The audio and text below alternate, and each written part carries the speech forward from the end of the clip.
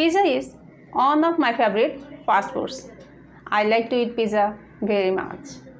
Nowadays, it is very common fast food in our country. Most of the time, I try to take it from nearby restaurant. But when I get free time, I try to make and bake it in my house. Hello everyone, you are watching Genius Tutorial. আজকের টিউটোরিয়ালে আমি তোমাদের সাথে একটা simple trick share করব যে ট্রিকটা apply করে তুমি খুব সহজে মুখের জড়তা দূর করে ফ্লুয়েন্টলি এবং কনফিডেন্টলি ইংলিশে কথা বলতে পারবে। আর এই সিম্পল ট্রিকটা অ্যাপ্লাই করতে তোমার জাস্ট 1 মিনিট টাইম লাগবে। তুমি যদি ধৈর্য ধরে এই 1 মিনিট টাইম ইনভেস্ট করো তাহলে ফ্লুয়েন্সি ডেভেলপের জন্য আর স্ট্রাগল করতে হবে না।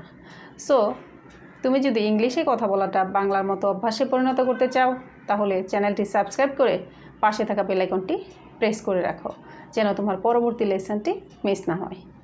If you want to start from beginning, press the I button above and watch my previous tutorial which I given in my channel for learning English and IELTS preparation. And you can visit my website for free resources to practice English properly. Now I am going to start my today's tutorial, a simple trick to be a fluent speaker. Up to last, stay with me and enjoy my tutorial.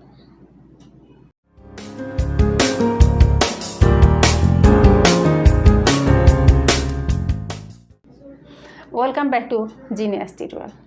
এখন আমি তোমাদের সামনে একটা topic নিয়ে discuss করব এবং এর পরের পার্টে আমি তোমাদেরকে বলে দিব যে তোমরা কিভাবে এরকম টপিক নিয়ে কথা বলবে। আমার আজকের টপিক হলো ফুড। ডিফারেন্ট টাইপস অফ ফুডের মধ্যে আমি ফাস্ট ফুড পিৎজা নিয়ে কথা বলবো। Pizza is one of my favourite fast foods. I like to it pizza very much.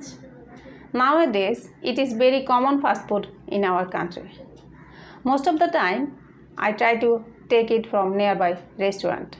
But when I get free time, I try to make and bake it in my house. For that reason, always I keep some ingredients in my house. When I try to make pizza in my house, in that case, I take pizza base from outside.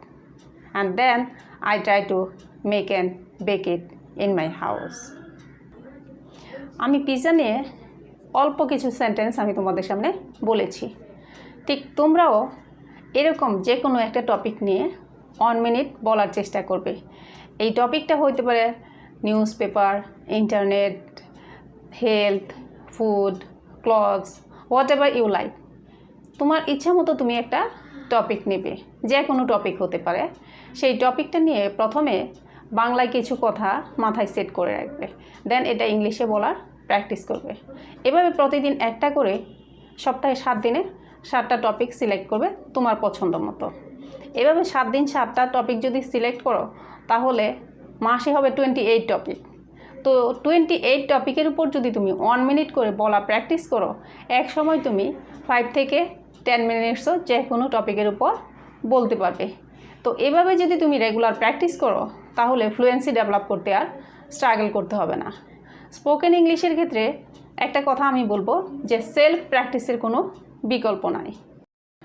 C you soon in my next tutorial. No more today. Good bye.